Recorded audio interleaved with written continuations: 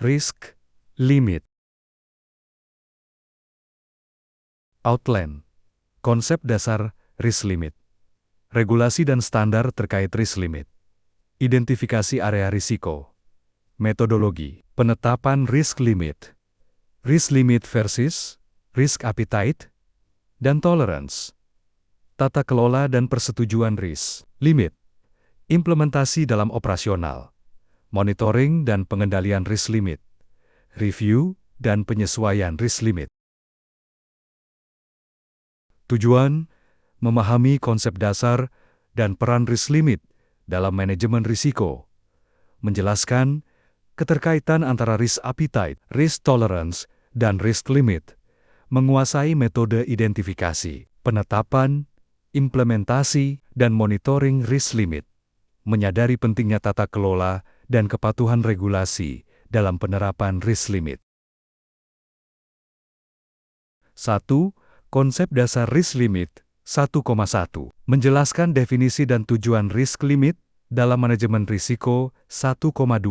Menguraikan manfaat penerapan risk limit di organisasi. Definisi risk limit. Risk limit adalah batas, kuantitatif atau kualitatif yang ditetapkan. Organisasi untuk mengendalikan tingkat risiko digunakan untuk membatasi potensi kerugian dan menjaga stabilitas operasional menjadi bagian dari sistem manajemen risiko agar risiko tidak melebihi kapasitas organisasi. Perhatikan gambar berikut.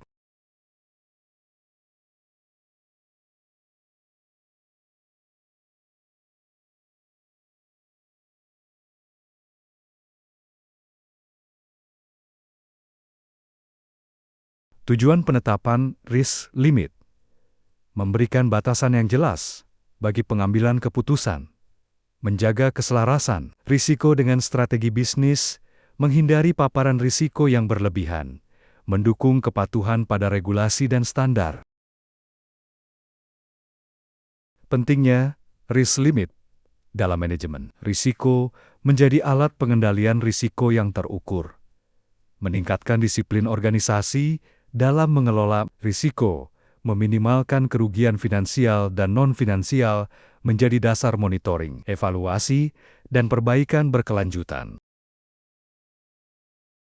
Manfaat utama risk limit menjadi alat kendali risiko dalam organisasi, membantu menjaga keseimbangan antara risiko dan peluang, mengurangi potensi kerugian yang tidak terkendali.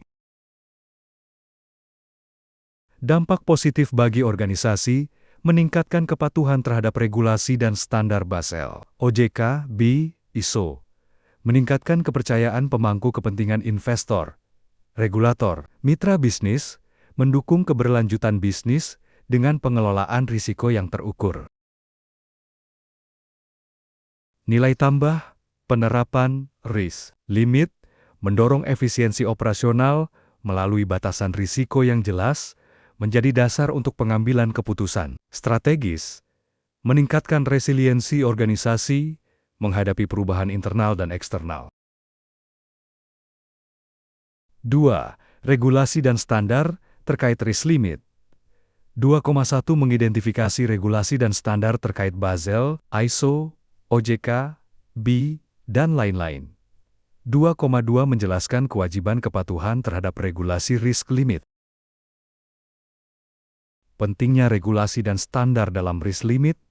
Regulasi dan standar menjadi acuan resmi dalam penerapan risk limit.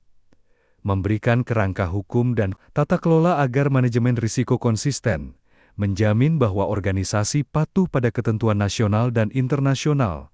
Tanpa regulasi dan standar, risk limit bisa tidak seragam, lemah, atau tidak efektif. Regulasi nasional terkait risk limit. Otoritas Jasa Keuangan OJK menetapkan aturan prudensial untuk lembaga keuangan, Bank Indonesia, B, mengatur manajemen risiko perbankan dan sistem pembayaran. Kementerian Keuangan, BUMN, regulasi tata kelola risiko sektor publik, undang-undang, dan peraturan lain mendorong penerapan risk limit sebagai bagian dari tata kelola perusahaan. Basel Committee on Banking Supervision, Basel II, 3. 4. Mengatur risk-weighted assets dan limit exposure risiko, ISO 30.1000, Risk Management, Standar Internasional untuk Kerangka Manajemen Risiko, COSO, ERM. Framework Panduan Enterprise Risk Management yang mengintegrasikan risk limit. Penerapan standar ini membantu organisasi berdaya saing global dan dipercaya investor internasional. Kewajiban kepatuhan terhadap regulasi, organisasi wajib mematuhi regulasi dan standar risk limit dari regulator. Kepatuhan memastikan bahwa penerapan risk limit sesuai aturan hukum dan ketentuan otoritas mengurangi risiko sanksi, denda, dan pencabutan izin usaha menjadi bukti bahwa organisasi menjalankan prinsip Good Corporate Governance (GCG). Dampak jika tidak patuh, risiko hukum, denda, sanksi administratif, atau tuntutan hukum, risiko reputasi, hilangnya kepercayaan investor, mitra, dan masyarakat. Risiko keuangan, biaya tambahan akibat ketidakpatuhan capital charge, restrukturisasi, risiko operasional, gangguan bisnis karena harus melakukan koreksi mendadak. Manfaat kepatuhan regulasi, risk limit, memberikan kepastian hukum bagi organisasi, menjaga kepercayaan pemangku kepentingan regulator, pemegang saham, nasabah, meningkatkan kredibilitas dan daya saing di tingkat nasional maupun internasional, menjadi dasar bagi audit dan pengawasan internal atau eksternal yang transparan. 3. Identifikasi area risiko. 3,1. Menentukan area risiko utama yang memerlukan risk limit. 3,2. Menyusun daftar risiko yang relevan dengan penetapan risk limit. Pentingnya menentukan area risiko utama. Tidak semua risiko membutuhkan risk limit, hanya risiko yang material, area risiko utama, risiko dengan dampak signifikan pada keuangan perusahaan, reputasi dan kepercayaan stakeholder, kepatuhan hukum dan regulasi, kelangsungan operasional. Fokus pada area yang bisa mengancam kelangsungan bisnis bila tidak dikendalikan. Kriteria menentukan area risiko utama, besarnya dampak finansial, hukum, reputasi, probabilitas terjadinya, frekuensi atau kemungkinan. Keterkaitan dengan regulasi wajib memiliki batasan tertentu. Kesiapan kontrol yang ada, apakah sudah memadai atau belum. Keterkaitan dengan strategi bisnis, misalnya ekspansi, inovasi, investasi besar. Contoh area risiko yang memerlukan risk limit. Risiko keuangan, kredit macet, likuiditas, nilai tukar, risiko operasional, gangguan sistem IT, kesalahan prosedur, fraud, risiko kepatuhan, pelanggaran standar Basel, OJK, B, ISO, risiko reputasi, isu publik negatif, layanan gagal, konflik dengan stakeholder, risiko strategis, akuisisi gagal, proyek investasi bermasalah. Pentingnya daftar risiko risk register adalah dokumen yang berisi daftar risiko utama organisasi, membantu memastikan semua risiko relevan teridentifikasi sebelum menetapkan risk limit, menjadi dasar dalam menentukan risiko prioritas, level risiko tinggi, sedang, rendah, area yang membutuhkan batasan limit. Proses penyusunan daftar risiko, identifikasi risiko, melalui brainstorming, wawancara, historical data, kategorisasi risiko, keuangan, operasional, hukum, teknologi, reputasi, dan lain-lain. Penilaian risiko, dampak dan kemungkinan terjadinya pemetaan risiko, membuat matriks risiko untuk menentukan area kritis, dokumentasi, menyusun daftar risiko resmi dalam risk register. Contoh daftar risiko untuk risk limit, risiko keuangan, kerugian investasi, kredit macet, fluktuasi nilai tukar, risiko operasional, kegagalan sistem IT, human error, fraud, risiko kepatuhan, pelanggaran regulasi OJK atau BI, sanksi hukum, risiko reputasi, publikasi negatif, ketidakpuasan stakeholder, risiko strategis, kegagalan ekspansi bisnis, perubahan pasar. Keempat, metodologi penetapan risk limit. 4,1 menjelaskan, metode penetapan risk limit kuantitatif dan kualitatif. 4,2 menentukan risk limit berdasarkan data historis dan proyeksi. Metode kuantitatif penetapan risk limit berdasarkan angka dan data terukur, statistik historis loss data, NPL, VAR, dan sebagainya. Analisis sensitivitas dan skenario. Rasio keuangan dan batas regulasi, misalnya CAR, LDR, leverage ratio, cocok untuk risiko yang bisa dihitung secara objektif, terutama keuangan dan operasional. Contoh, bank menetapkan risk limit, kredit macet, kurang dari atau sama dengan 3% dari total portofolio. Metode kualitatif penetapan risk limit berdasarkan penilaian profesional dan judgement. Manajemen survei persepsi risiko, penilaian skala dampak rendah, sedang, tinggi. Analisis non-finansial, reputasi, kepatuhan, strategi. Digunakan bila data historis terbatas atau risiko bersifat abstrak atau strategis. Contoh, organisasi menerapkan zero tolerance untuk fraud dan pelanggaran etika. Penetapan risk limit berdasarkan data historis. Menggunakan rekam jejak, kinerja, dan insiden risiko sebelumnya data historis yang dianalisis, laporan keuangan NPL, kerugian investasi, likuiditas, catatan operasional downtime system, fraud, human error, audit, dan kepatuhan pelanggaran regulasi, sanksi, kelebihan, memberi gambaran nyata risiko yang pernah terjadi. Contoh, jika rata-rata kerugian fraud 1 miliar rupiah per tahun, risk limit ditetapkan maks 500 juta rupiah per tahun. Penetapan risk limit berdasarkan proyeksi, berdasarkan estimasi risiko di masa depan dengan pendekatan simulasi skenario best case, worst case, most likely, proyeksi tren pasar, regulasi, dan teknologi. Analisis sensitivitas terhadap variabel kunci kurs, inflasi, suku bunga, digunakan untuk risiko baru atau belum pernah terjadi. Contoh, proyeksi kerugian karena fluktuasi kurs dalam 5 tahun, menetapkan risk limit exposure maksimal 10% dari pendapatan ekspor. 5. Risk limit versus risk appetite dan tolerance. 5,1 membedakan risk limit dengan risk appetite dan risk tolerance. 5,2 menjelaskan posisi risk limit dalam kerangka ERM. Definisi konsep utama. Risk appetite, tingkat risiko yang bersedia diterima organisasi demi mencapai tujuan. Strategic view, risk tolerance variasi, atau deviasi risiko yang masih dapat ditoleransi dalam batas appetite. Acceptable range, risk limit, batas operasional yang spesifik dan terukur untuk mengendalikan risiko agar tidak melampaui appetite atau tolerance. Perbedaan utama, risk appetite, level strategis, contoh, perusahaan siap menerima risiko kerugian 5% dari laba tahunan.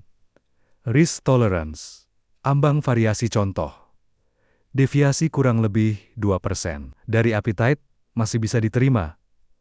Risk limit, batas operasional contoh, maksimal kerugian kredit macet 3% per portofolio. Risk limit, alat pengendalian agar risiko nyata tidak melampaui appetite dan tolerance. ERM, sebagai kerangka pengelolaan risiko Enterprise Risk Management. ERM sama dengan pendekatan menyeluruh untuk mengelola risiko organisasi. ERM mencakup identifikasi dan asesmen risiko, penetapan risk appetite, tolerance, dan limit, monitoring dan pengendalian risiko. Tujuan memastikan risiko selaras dengan strategi dan tujuan bisnis. Posisi risk limit dalam RM/IRM, risk appetite, ditetapkan di level strategis. Oleh manajemen puncak, risk tolerance mengatur batas variasi yang masih dapat diterima. Risk limit, posisi operasional, menjadi instrumen pengendalian agar risiko nyata tidak melebihi appetite dan tolerance. Dengan demikian, risk limit adalah jembatan antara strategi dan operasional dalam RM. Keenam, tata kelola dan persetujuan risk limit. 6,1 menjelaskan peran manajemen dan dewan dalam persetujuan risk limit. 6,2 menyusun prosedur tata kelola penetapan risk limit. Peran manajemen dalam persetujuan risk limit. Manajemen eksekutif bertugas mengusulkan risk limit berdasarkan analisis risiko, dan strategi bisnis menyusun SOP dan metodologi penetapan risk limit, memastikan risk limit dapat diimplementasikan di seluruh unit kerja. Peran manajemen, penggerak operasional, dan penghubung antara dewan dan unit kerja. Peran dewan, board, dalam persetujuan risk limit. Dewan Komisaris Board of Directors bertugas memberikan persetujuan akhir atas usulan risk limit dari manajemen. Memastikan risk limit selaras dengan risk appetite dan strategi organisasi, melakukan pengawasan dan evaluasi berkala terhadap efektivitas risk limit. Peran dewan, penjaga tata kelola governance guardian, untuk menjamin kepatuhan dan keberlanjutan. Prinsip tata kelola penetapan risk limit harus transparan, terdokumentasi, dan dapat diaudit, mengacu pada risk appetite dan regulasi, melibatkan manajemen, dewan dan unit kerja terkait, memastikan risk limit diterapkan secara konsisten di seluruh organisasi. Prosedur penetapan risk limit. Identifikasi risiko utama melalui risk register. Analisis dan perhitungan, kuantitatif dan atau kualitatif. Pengusulan risk limit disusun oleh manajemen, review dan validasi internal oleh komite risiko, persetujuan dewan, risk limit menjadi kebijakan resmi, sosialisasi dan implementasi, diterapkan ke unit kerja terkait. Dokumentasi dan review tata kelola. Semua proses harus tercatat dalam SOP dan notilan rapat, risk limit yang disahkan. Masuk ke dalam dokumen kebijakan risiko, harus ada mekanisme review periodik, misalnya tahunan. Atau jika ada perubahan kondisi bisnis audit internal and eksternal memastikan kepatuhan terhadap tata kelola. 7. Implementasi dalam operasional. 7,1. Mengintegrasikan risk limit dalam aktivitas operasional. 7,2. Memberikan contoh penerapan risk limit di unit kerja tertentu. Integrasi risk limit dalam operasional. Risk limit harus menjadi bagian dari SOP dan aktivitas harian. Diterapkan pada proses utama, keuangan, pembatasan kredit, limit investasi, kas minimum, operasional, batas downtime system, kapasitas produksi, error toleransi, kepatuhan regulasi, OJK, B, ISO, dan lain-lain. Membantu unit kerja bekerja sesuai koridor risiko yang ditentukan organisasi. Mekanisme integrasi. Pemetaan risk limit ke setiap unit kerja, siapa bertanggung jawab, indikator apa yang dipakai, monitoring harian atau mingguan, melalui dashboard atau laporan rutin, tindakan korektif segera dilakukan. Jika mendekati atau terlampaui limit, budaya risiko, semua pegawai memahami risk limit sebagai pedoman kerja. Contoh penerapan risk limit di unit keuangan, kredit dan pembiayaan. Risk limit, non-performing loan NPL maksimal 3% dari total portofolio, implementasi, sistem scoring kredit dan approval berlapis, investasi, Risk limit, maksimal 20% dana diinstruksikan ke instrumen berisiko tinggi. Implementasi, diversifikasi, portofolio dan pemantauan harian. Contoh penerapan risk limit di unit operasional dan TI. Operational risk limit, tingkat kesalahan administrasi, maksimal kurang dari atau sama dengan 1% dari total transaksi bulanan. Implementasi, SOP ketat, double check. Audit berkala, teknologi informasi TI risk limit, downtime sistem maksimal 4 jam per bulan, implementasi, monitoring real-time disaster recovery plan. 8. Monitoring dan pengendalian risk limit. 8,1. Menyusun mekanisme monitoring risk limit. 8,2. Melakukan pengendalian jika risk limit terlampaui. Tujuan monitoring risk limit: memastikan kepatuhan terhadap batas risiko yang sudah ditetapkan, memberikan peringatan dini jika risiko mendekati atau melampaui limit, mendukung pengambilan keputusan berbasis data menjadi bahan laporan ke manajemen dan dewan untuk evaluasi berkala.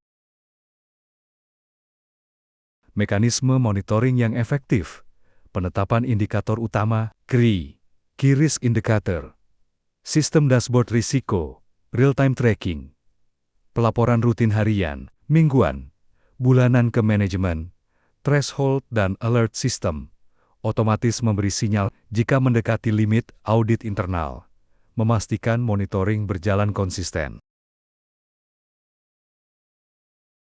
Pentingnya pengendalian saat risk limit terlampaui, menunjukkan bahwa tingkat risiko melebihi batas aman, bisa berdampak pada kerugian finansial yang signifikan, sanksi hukum, dan regulasi.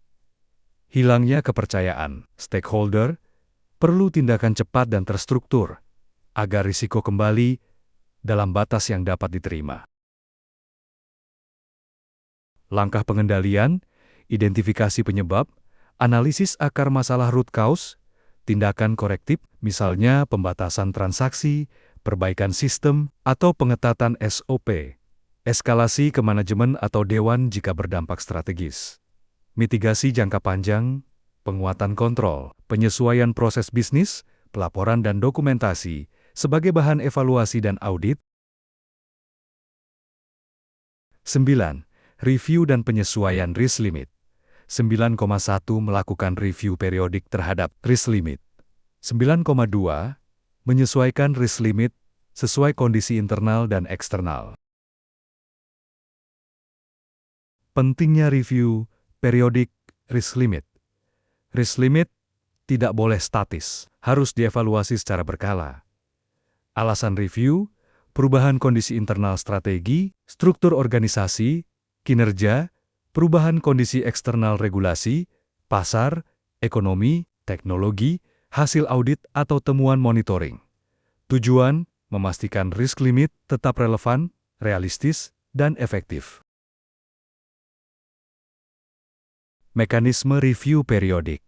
Jadwal review, minimal tahunan, atau saat terjadi perubahan besar, evaluasi data historis, apakah risk limit sering dilampaui atau terlalu longgar, diskusi dengan unit kerja dan komite risiko untuk validasi relevansi limit, rekomendasi perubahan jika diperlukan. Sebelum disahkan oleh dewan, dokumentasi hasil review berupa laporan resmi dan notilen rapat evaluasi.